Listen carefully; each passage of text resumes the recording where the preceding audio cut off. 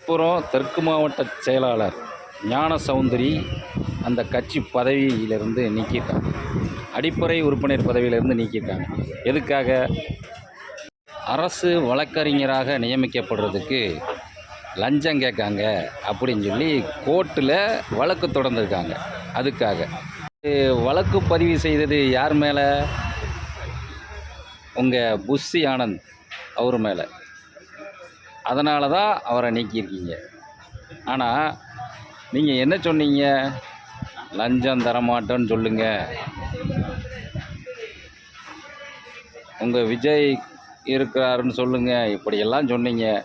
ஆனால் அது வெறும் மேடை பேச்சு மட்டும்தான் என்பது இதன் மூலமாக நிரூபிக்கப்பட்டிருக்கு. குற்றம் சுமத்தப்பட்டது யார் மீது?